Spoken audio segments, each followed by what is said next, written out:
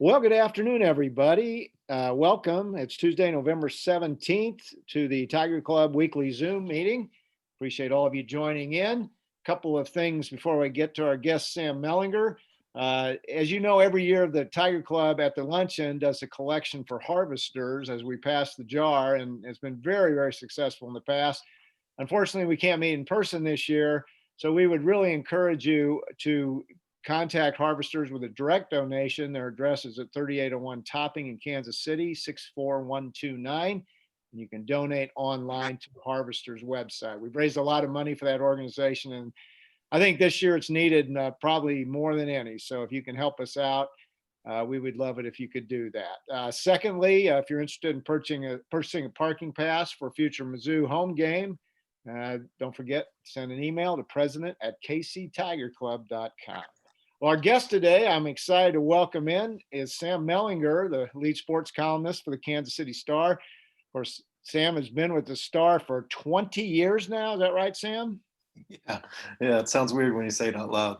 I still think of you, your boyish charm, a long time ago. But and since 2010, of course, he's been their columnist, and he does just a great job. And we're really excited to have him. So, Sam, welcome to the version of Tiger Club Luncheon 2020 with no flea market hamburger.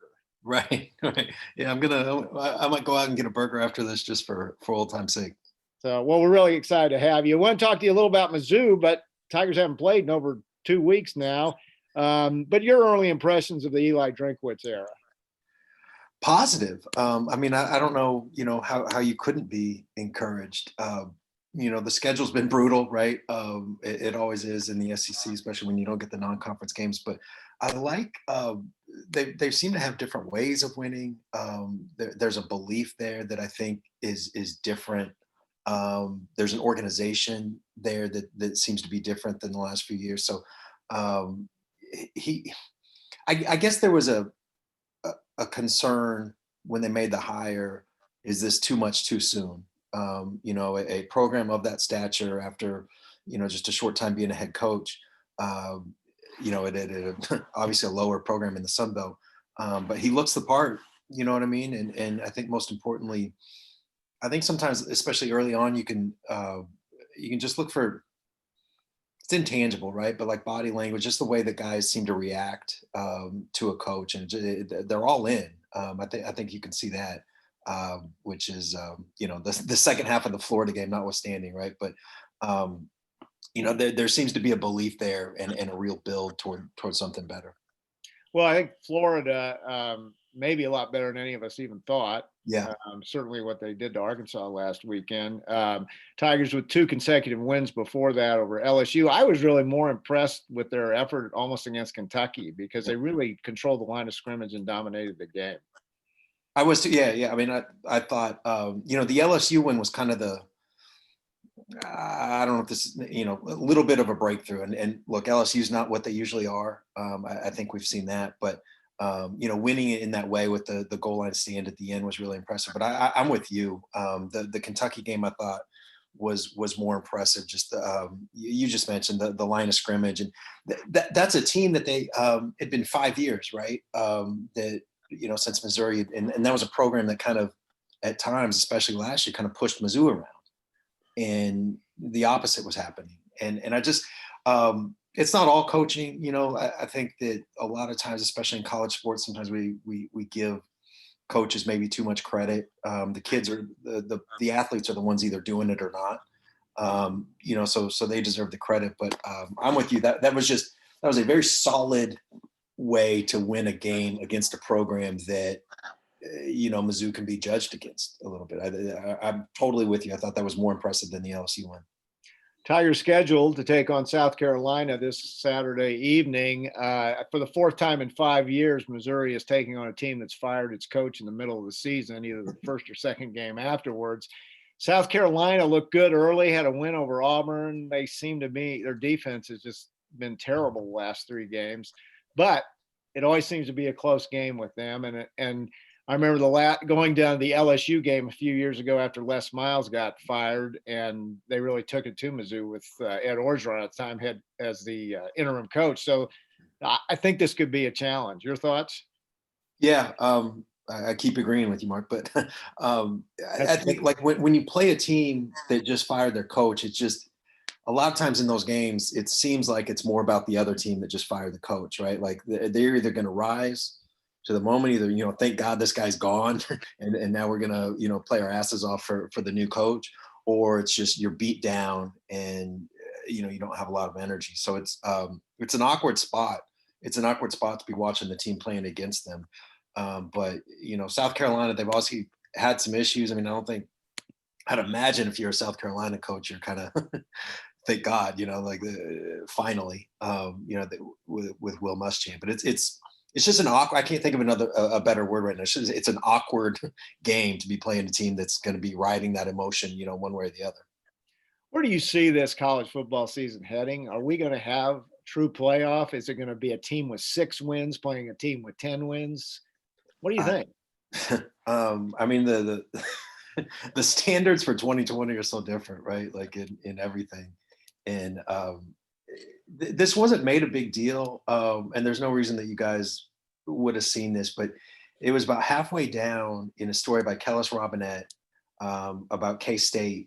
About halfway down in that story, he mentioned that according to the Riley County data, they've had 78 positive tests, 78 positive cases in the K-State program, and I don't know what percentage that is of the roster, but it's huge, and they're still playing games. You know what I mean? And obviously a lot of those cases, I think it was, gosh, was it 30, 40 kids they didn't have for their opener against Arkansas State, but still K-State is not an anomaly. You know what I mean? Like that's not happening in a vacuum. And it just, you know, professional sports, NBA, Major League Baseball got out just in time. It looks like with the outbreak that happened there with the Dodgers. The NFL is having some issues, but they seem to be moving forward. Um, the professional sports seem to have been able to navigate this relatively well. In college sports, it's just been um, so many cancellations. I mean, it just seems like every week you hear about a dozen games being canceled or whatever postponed. So my standard is just, can the games happen? And if they happen, I'll watch. But I don't think that my original point was that nobody's going to look at the Dodgers or the Lakers as less than 100% champions, right? Like those are legitimate championships. I think everybody's going to look at those as real. In college football, I just don't know how you can be confident that whoever wins the national championship is going to be the best team. It'll be the team that navigated this crazy season the best, but there's just so many disruptions, personnel changes. It's just, I don't know what it means. I don't know what it means. How has your life changed with COVID in terms of covering? You're not able to cover as many events in person. Obviously, I know you have 2 young boys trying to navigate school. What's your routine now? Um, it's it's been really different. But uh, I guess before I say anything, like we've been really lucky. We've had a couple exposures, but no positive tests, and on the 2020 scale, like my family, we've got nothing to complain about.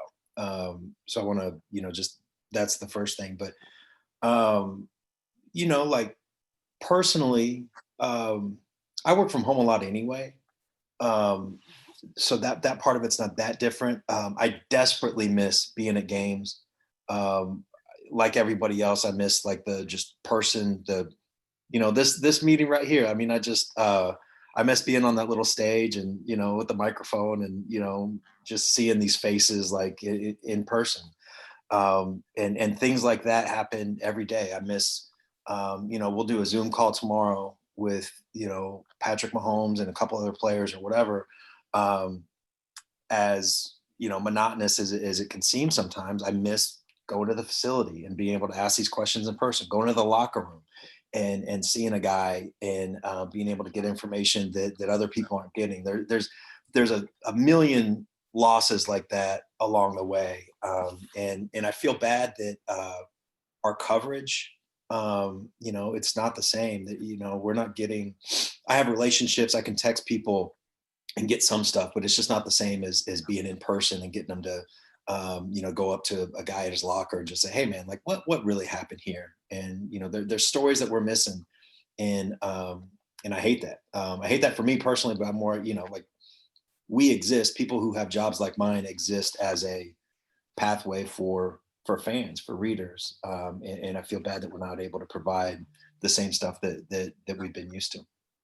I just was passed a note from Darren that Coach Drinkwitz is doing his press conference right now, and the team's down to 56 scholarship players for Saturday. One of those is suspended for the first half because of a targeting call. That game could be in jeopardy now. I really wonder.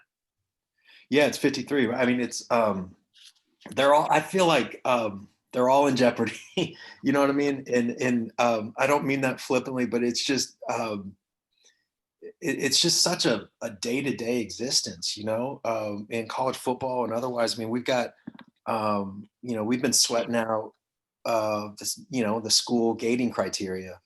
And our kids are in school, thankfully. But their district, it's the Shawnee Mission district, and they just announced, high schools and middle schools are going, I think, all remote in 2 weeks. And it's just a reminder. I mean, it's just, everything is just get through today.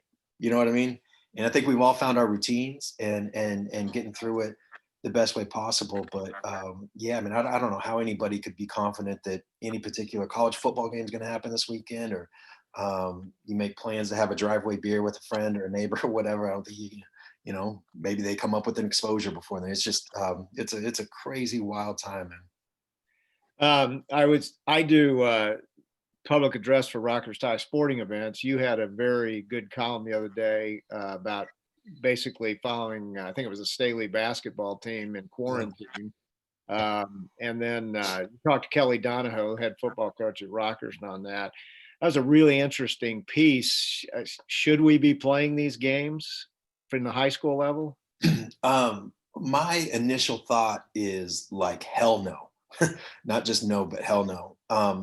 But like anything worth thinking about, my mind starts to change a little bit the more I think about it, the more that I'm talking to people. I thought one of the interesting things that I found in the reporting for that column was that Wyandotte County had provided some numbers to the school districts there. What is it? Turner, Bonner Springs, Bishop Ward, and I'm forgetting one. What's that? Piper, was it? Piper, yep. Exactly the 4 districts that were playing fall sports, and there it's just initial data, nothing definitive, but those numbers seem to indicate that kids involved in sports, there were actually fewer cases than sort of the general population of students, and also fewer cases than they were having with staff. Now, again, can't stress this enough, not definitive, but that's encouraging. And if we're able to have sports, I mean, I think everybody that's on this call loves sports in some way and sees benefits of sports in some way. And if you're able to still provide those benefits for kids while keeping them safe, then I think you're obligated to try to do that. And I feel similarly with school. Like we spent March 13th or whatever it was when everything got shut down, and you just think like, God, how are they going to get back into school until there's a vaccine? But I've been really impressed. I mean, the work of teachers, teachers are underpaid, underappreciated, overworked always. And that times a million this fall. And the work that they've done is, I don't say this like hyperbolic. I think it's heroic. I cannot believe everything that's been put on teachers and how well they've responded, at least from what I can see in my little slice of the world. And they've actually, there haven't been outbreaks. The case numbers in schools indicate that they can do this safely. So it's just, I don't know. I start thinking about like everything that teachers are going through, and my mind goes a different place. I forgot the initial point I was trying to make, but God, I am in awe of what teachers and administrators and everybody involved are going through right now. Yeah, we were just talking about that with a neighbor whose daughter's a teacher and what they're going through, and they're paid so well, teacher. Right. There really, really are heroes.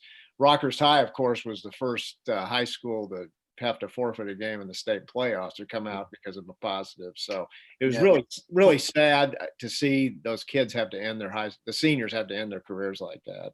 And I thought what Kelly said, and I wanted to talk to him for a lot of reasons for that column. I mean, I just think he's such a thoughtful, good man anyway. But he's a cancer survivor too. I mean, he's at an at risk. He would be considered at risk. And when it was sort of, can we do this? Can we play fall sports? He was very adamant. Yes, we got to give this a try. We got to go do it. Talked to his doctor. He talked to his wife. I mean, they had all those discussions. But I just thought it was interesting that the thing that people were afraid would happen happened. Right? They had to shut down the season. It wasn't a huge outbreak, and thankfully, at least as far as I know, nobody's been really sick or worse from that. But the thing that people were afraid would happen happened.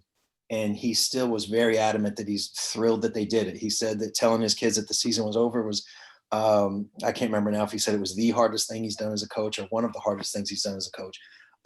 But he's still glad that they gave it a try and made the point that what they get 8 games, I think, and the memories that they made, the relationships that got stronger, those are important. I mean, I think those of us that played high school sports, I mean, those are great memories. Even the bad memories turned into great memories sometimes. You know what I mean? The losses or the disappointments or whatever. I thought that was really interesting. That I talked to another person who works with the Royals, like in very like frontline kind of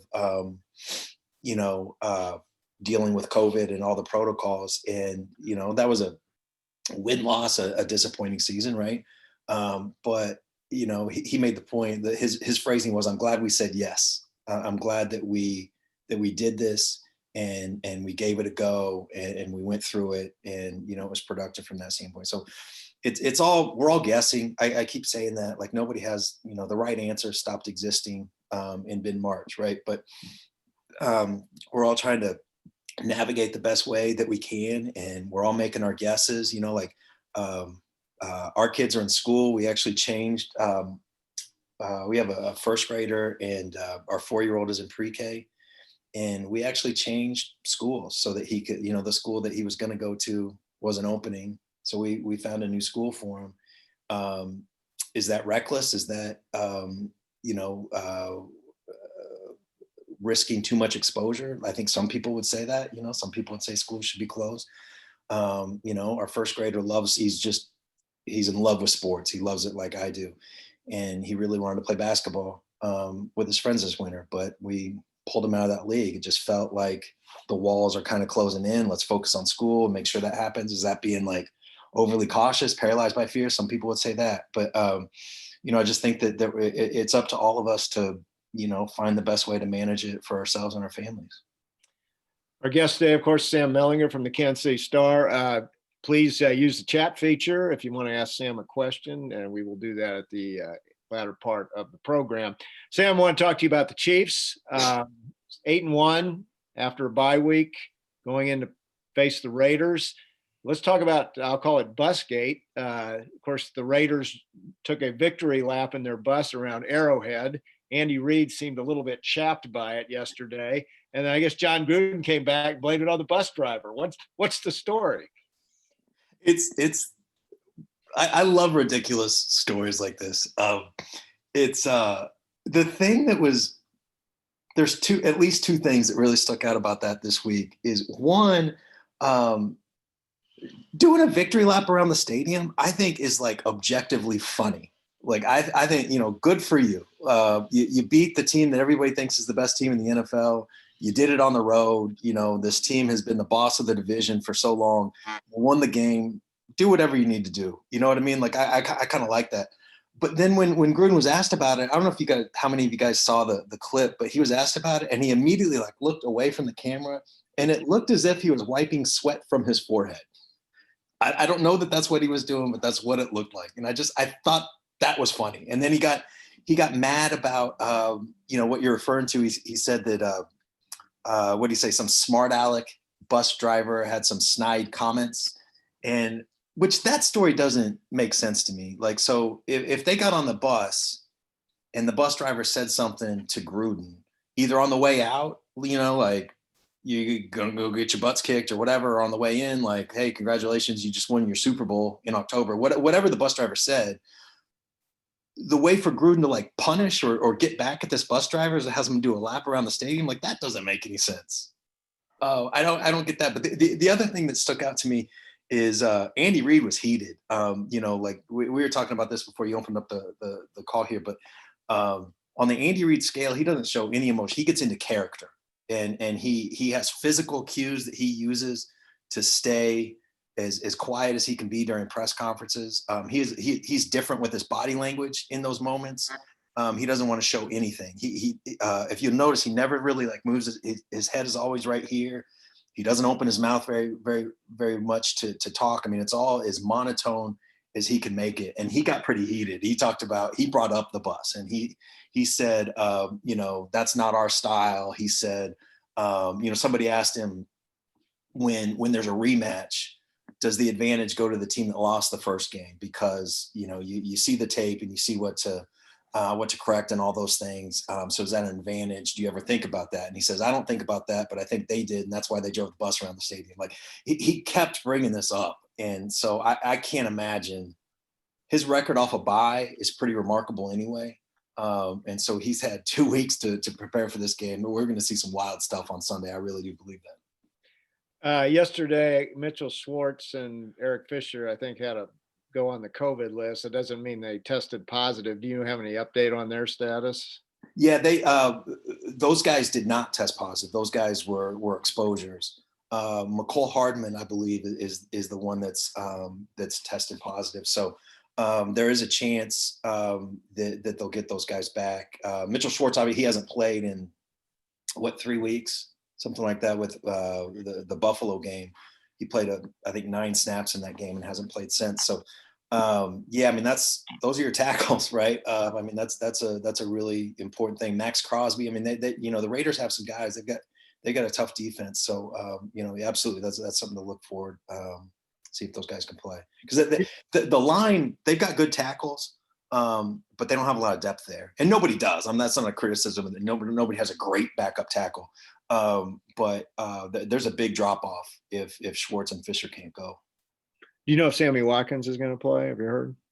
I'm guessing that he will. I don't know that. I don't think they've made that decision. Okay. The Chiefs, after they lost to the Raiders, I always enjoy reading your Mellinger minutes. It was like the sky was falling. They lost their first game in a year. Right. And now I think the Raiders are a pretty good team. And then you Yeah. touched on that yesterday in your column. And they do present some matchup problems. In the first game, they were able to get pressure on Mahomes with only a 4-man rush. What do the Chiefs need to do differently this time? I think the biggest issue, they scored 32 points in that game. And I always say, like, if you're a Chiefs fan and your biggest worry is anything to do with the offense, like, you don't have major worries. Like, Patrick Mahomes, Travis Kelce, Tyreek Hill, if those guys are healthy, Andy Reid, Eric Bieniemy, they're going to score points. I thought the issue in that game was on defense, and Derek Carr, like most NFL quarterbacks, but I think that he's an extreme example of this. With a clean pocket, he's great. He can make all the throws. He's great. But if you get pressure on him, he panics. And in that game, they didn't get any pressure on him. The numbers I think I saw was like 8 snaps, something like that, where they got pressure. And on one of those, he threw the interception. And they also, I think that the Chiefs made a couple bad calls on defense, and one of which in particular was they let Charvarius Ward one-on-one with no safety help on Henry Ruggs, which is just, you can't do that. So you were just asking about Sammy Watkins, the injury. I think a really important kind of under the radar one to look out for is L'Jarius Sneed. Right. He hasn't played, I think week 4, maybe he got hurt, something like that. But he's got a lot of speed. He runs a 4.3. And, if they get him healthy, Henry Ruggs is still faster than him, but if they get him healthy, I think that can make a big difference as well. I'm going to turn to baseball because I think I really consider you a good student of the game. After this season, what rules changes that were adopted for this season would you like to see going forward? The first one, and I knew I would love this rule, but I really like the 3-batter minimum for relief pitchers. Now that was adopted before COVID, wasn't it? Yes, Okay. yeah. This is the first season that Right. it existed, but that rule was put in before COVID. And that was pace of play a little bit, but I like the strategy of it too. I think that there's some brain work that has to be done to figure out on both sides when they might bring in this guy. And I thought I was going to hate the extra innings. I thought I was going to hate putting a guy on second, but I kind of like it. I thought it. Those 16 inning games. They sound better just in theory than they are in practice when you're playing an extra 7 innings and then your bullpen's blown for a few days. And I like sort of the instant, sort of pressure of those situations. And it was interesting, like when they did that rule, I remember talking to a scout friend of mine that does a lot of minor league work, and I was telling him, I was like, this is Mickey Mouse, like I'm fine doing this for 2020, but when we get real baseball back, I hope we get real baseball back. And he said, I want to talk to you about this after the season. I think you're going to like it. I think you're going to like it more than you might expect. And he's absolutely right. I thought it was interesting. I thought it added drama to the game. Before we go to some questions, I want to get your thoughts on the Royals season. Obviously, more losses than wins. Pitching looks pretty good, but wow, the Central Division is a lot better than it was a couple years ago. What do you take from the Royals season? Yeah, God, you hit on the main ones, but the pitchers look legit, and Singer looks the part. Even the outings where maybe his numbers don't look great. A lot of those times he was just a pitch or two away from getting out of there with great numbers, and I think that with his physical tools, but I think more importantly, sort of where he is like mentally and how committed he is to getting better. That's a guy that you bet on. And at Bubic, I love watching that guy pitch. He's the changeup is such a good pitch, and he can dial it up to 95 or so when he needs it. And and as good as those guys look, Josh Stomont, as good as those guys looked, there's a lot of people that think that Daniel Lynch and Jackson Kowar are better than Bubic or Singer, and there's a lot of people that think Asa Lacy's better than all of them. So they've got a lot of pitching coming up. Sort of the issue or the question is more about the position players and if they have enough hitting to go with it. Of all the things that 60 games instead of 162 robbed us of, it would have been really interesting to see how Mondesi would have done with 162. He was one of the worst players in baseball for the first, until September hit. And then in September, he was one of the best 3 or 4 players in baseball. It was pretty crazy how quickly that happened. And it's just, you can't help but wonder, did he really figure something out? Would he have been, not those numbers, not an OPS above 1,000, but would he have been a star for the next 102 games of the season? Or was that the fluke and he would have gone back down to being terrible? Is he just a naturally streaky player? I mean, there's a lot of questions about him that still remain to be answered. But they've got some guys in the system they believe in. Khalil Lee, Kyle Isbell. I mean, they've got some guys that they believe in, but they need to hit on a higher percentage of the position players, of the hitters, than they do the pitchers, just because the numbers are so different. Well, I look at the White Sox; they are loaded with Yeah. young power hitting. Now, the Tony La Russa hire was very puzzling to me, but Yeah. they look like they're really built for the future. Yeah, there's again a different scouting friend. This guy has been around a long time. Gosh, I think about 30 years working in the major leagues, and he said it's the most talented team he's ever seen. Wow. He said not the best team, but the most talented team that he's ever seen, the White Sox. And the Indians are also, they seem to just trip over pitching prospects. The Tigers have more high-end talent. I think people would say that. And I think the Twins would just have a really good thing going. So that's a real thing. And, sort of big picture, like 30,000 feet or whatever. I think the Royals are about where they would have expected to be, just internally, like with what they can control, maybe a little bit behind, but just, sort of within the margin for error, I guess. But the thing that's going to separate the biggest difference between this build and the one that culminated in the parade in 2015 is just the Central wasn't that good 5 years ago. And I'd have to do an audit of all the other divisions, but I don't know how many divisions are better than the AL Central right now. Let's get to some questions on the chat feature. First one we have is, with the Star set to be printed in Des Moines, will we get Saturday Mizzou scores by Monday? God, I hope so. Whatever, we get emails, or I get emails sometimes, I'm sure other people do too, of why wasn't the score in? I'm done, sugarcoating it. Like, my response is always like, I'm as frustrated, I'm probably more frustrated about this than you are.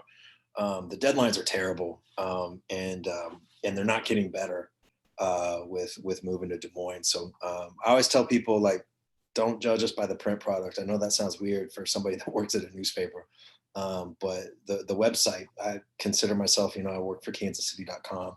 That's where our best stuff is. That's where it's fastest. I can guarantee you the Mizzou scores will be in the day of the game on the website. God, any frustration that anybody has with the print product, I'm with you. Question about NFL injuries. Seems this year there are more and more critical injuries to visible players than in years past. Is this true, or does it just seem that way? I don't know. I don't. There was that one week. What was that, week 3? Where like Saquon Barkley and Christian McCaffrey and a bunch of guys went down. I guess I would agree with the high profile nature of it. And maybe I'm thinking too much of my fantasy football team here. Saquon Barkley and George Kittle, those things killed me. But I haven't noticed. I was worried about that, without not necessarily the preseason games. I think those are overstated, but the condensed schedule, the condensed training camp, basically. I was wondering if we'd get just a ton of like soft tissue injuries. And I don't know if the data would, I don't know which way the numbers would prove, but I don't feel like there's been the volume of injuries. But I do agree with whoever asked the question about the high profile nature, for sure. If you're a 49ers fan, good grief. Yeah. And then, of course, Drew Brees went down. I guess he's going to suffer. Would he have a collapsed lung, I heard? Or? Yeah, ribs on both sides, and a collapsed lung. And that video clip of him, you could see almost like his brain working about, like, he's just devoted to this thing, to playing, to his teammates, to the next play. And you can just see it like, oh, like something is really wrong. For that guy, he is a tough. I mean, you can't play quarterback in the NFL. I mean, I know we can make jokes about how much they're protected these days, but you got to be really tough to play that position. And for him to go down, you kind of figured it had to be something pretty brutal like that. I'll ask you a question. Outside of Patrick Mahomes, who is the player the Chiefs can least afford to have injured or lose? Yeah, I think like a year ago, I probably would have said Travis Kelce or Tyreek Hill. But the more I see this team, I think my answer is Tyrann Mathieu. And I don't know how many people would say that, but he is. I mean, I don't mean this like exactly analogous, but he's sort of the Mahomes of that defense. He is so smart. I mean, I'm sure that he's book smart. Like, I'm sure that if he took an SAT, he'd do well, whatever. But his football brain is next level. It's incredible what he sees and what he can process. And I think about what that secondary was broken in 2018. They were broken emotionally. They did not believe in the coaching staff. They did not believe in each other. It was a rough situation, and he fixed that almost immediately. He has like I just talked about his brain being kind of next level. He also, I think the same could be said of his leadership, of his, sort of how he is as a man. People just naturally go to him. He's one of those guys. And if he was out for a long period of time, and he's had injuries, and his career's been full of them. I think that there would be a huge hole without him for sure. What kind of feedback are you getting from the quote stick to sports people when you tweet or write about your COVID thoughts in the current political environment? Also appreciate your support for Mayor Q. I struggle with this. I mean, the stick to sports crowd, they should not give opinions about sports then because they don't work in the field. So that bugs me. What kind of feedback are you getting? Yeah, it's I've said this a couple times, but it's been a rough year for stick to sports. That that is not how this has gone. Um, I, I, the way I look at this, I don't really enjoy talking politics with people, and so I'm not going to be talking about, whether it's on Twitter or in what I write or when I'm, sort of interacting or speaking sort of as the sports columnist at the Star. Like I'm not going to talk about politics or who I voted for, who you should vote for, or whatever. But like COVID, like I mean, I don't know what job you could do where that doesn't have an impact on what your life is like. I don't know how that exists. Like how can you? And the other thing, like stick to sports. Well, COVID is sports now, right? And I could argue that politics is sports now as well, especially with the protests that we saw over the summer. So I actually don't get a lot of like blowback from people. I get some, but honestly, that stuff bothers me just a tiny fraction of how much it used to, blow back on anything. So I get some, but it's not that bad. I think that people should wear masks, and if people have a problem with that, then I'm happy to have that conversation. But I don't see that as a political issue. I think that it's ridiculous that became politicized. But I don't feel like saying that I wear a mask or that I'm hopeful that our schools can stay open for our kids. I don't see how that's. People want to say stick to sports, and that's fine, but I'll keep saying it. Good for you. Next question. It appears the Raptors won't be playing their home games at the T-Mobile Center this year. In fact, I think I saw they might be going to Tampa recently, and then the NBA would change Washington's division so that they could keep it regional. But do you hear any background noise about the NHL and or NBA considering KC for either a franchise move or expansion? Are there possible local investors quietly working on this? Yeah, so I know a lot more about this than I used to, and I feel like there's a lot more going on than there used to be. I don't think that Kansas City was ever. The way I heard it put was, and this is somebody that has connections to Kansas City, but would not be involved in getting a team here or anything, and works in the NBA. And he said, I hear a lot from Kansas City about the NBA, but I don't hear as much within the NBA about Kansas City. That's the way that he put it. I think that I have been convinced, in no small part at all, by Jarrett Sutton. Jarrett has really kind of changed the way that I think about this in some ways. I do think that there's a chance that if the NBA expands, that Kansas City could make sense.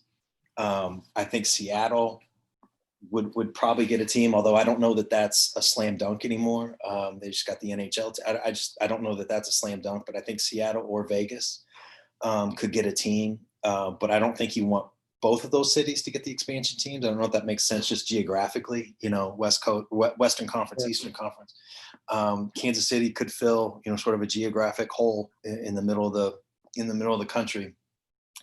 Martin, you just mentioned the ownership. That's the biggest piece of this, right? Like nothing happens unless there's an owner who's motivated to put a team here. Oklahoma City was never going to get a team, even with the Katrina giving them a team for giving them the well, now they're the Pelicans, but giving them the Hornets for 2 seasons. They were never going to get a team unless somebody like Clay Bennett, who has billions of dollars, is motivated to bring a team there. So there's a couple names that you hear a little bit about, but that ownership piece, I think, is the biggest part of it.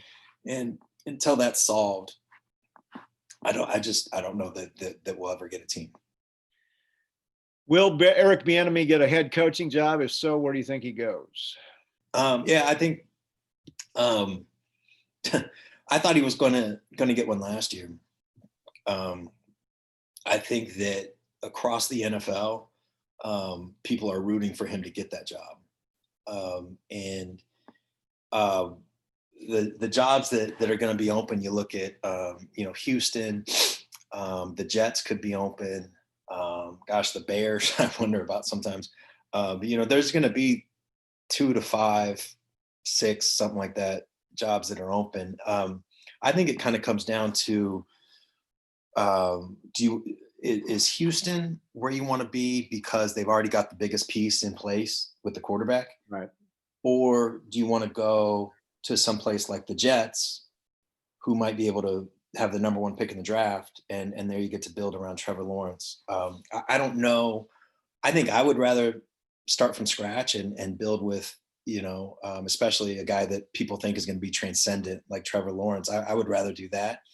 But the biggest piece of, if I was him, and he certainly doesn't need my advice, but if I was him, the thing that I would think about the most might be the broader support of an organization. And what I mean by that in particular is, if I interviewed at Houston and they said, we want you to be the coach, but we already have this personnel guy that we like installed, and you've got to work with him.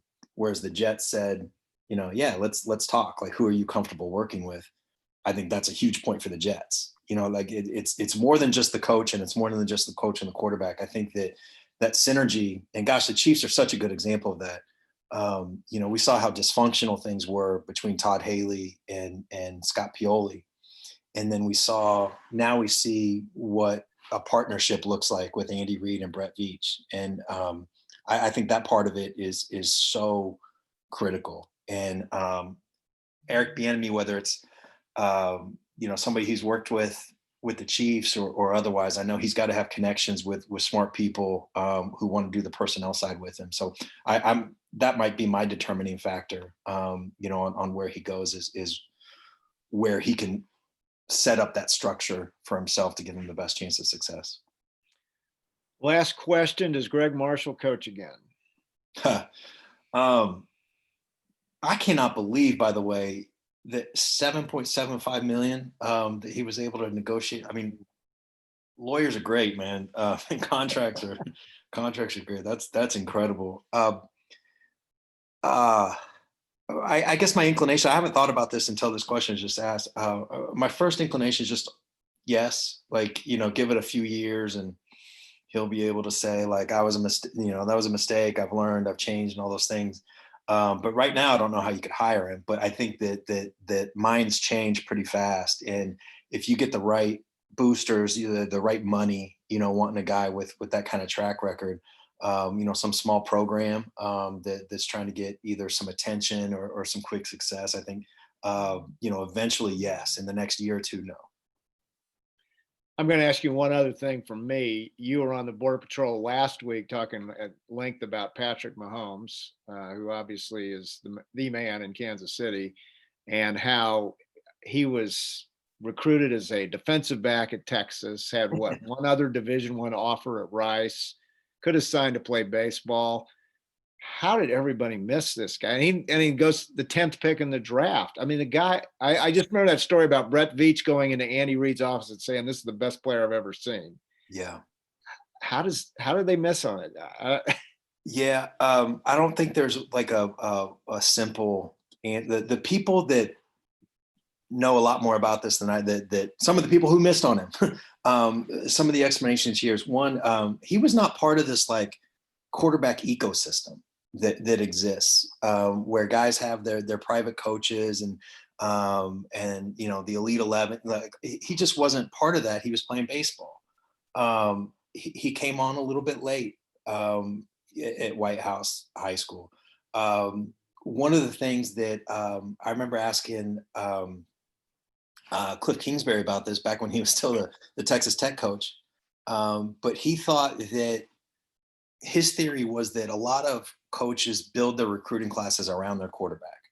That's the guy they go get first, and then they build everything else around that guy in each class.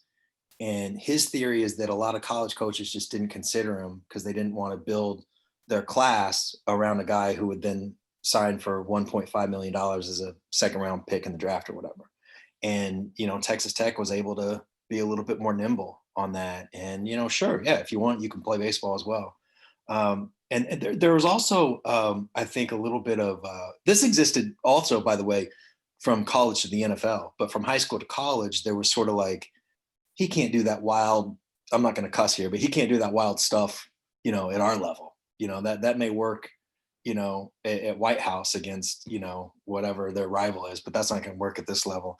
Because he's different. He doesn't fit, you just don't see guys make the throws that he makes routinely. And you kind of, it does seem like he's walking on a razor's edge at times, you know what I mean? But God, he pulls it off, and he pulls it off repeatedly. And he practices those throws. Like, the thing, like the worst throw that you can ever make is when you're scrambling, especially if you're a right-handed quarterback, if you're scrambling to your left and you throw back across the middle, that's like the worst throw you could make. He does that wonderfully, like he does this mind-bending stuff that you think shouldn't work, but then it does work. And I think maybe there was some skepticism, that high school Harry stuff's not going to work, at our level. I think all those things probably played into it.